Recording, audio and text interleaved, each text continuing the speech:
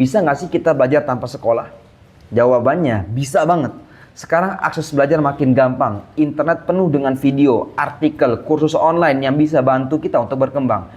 Tapi, nggak semua orang bisa belajar mandiri. Banyak orang yang baru baca buku 10 halaman aja udah ngantuk. Baru nonton video edukasi 3 menit aja udah pengen scroll TikTok lagi. Nah, disinilah pentingnya sistem pendidikan formal. Di sana kita dipaksa buat konsisten, disiplin, dan bertanggung jawab atas proses belajar kita.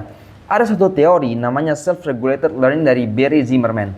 Dia bilang pembelajaran yang baik itu punya 3 kemampuan. 1, perencanaan, tahu mau belajar apa, kenapa dan gimana. 2, pelaksanaan, bisa konsisten belajar ngatur waktu.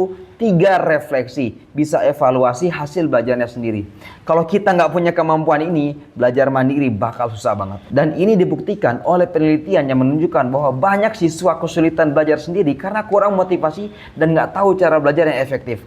Hasilnya mereka nggak berkembang secara maksimal. Nggak heran kalau negara-negara maju itu serius banget dalam bangun sistem pendidikan mereka. Karena mereka tahu kualitas pendidikan bakal membentuk pola pikir masyarakat. Dan dari pola pikir itu muncul inovasi, kemajuan, bahkan perubahan besar buat negara.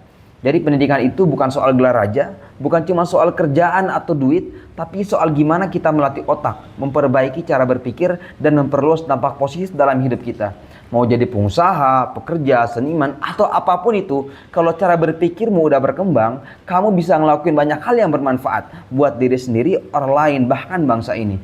Jadi ya, kita harus terus belajar karena belajar itu nggak harus di kampus, tapi harus di kepala dan di hati. So stay curious dan stay learning.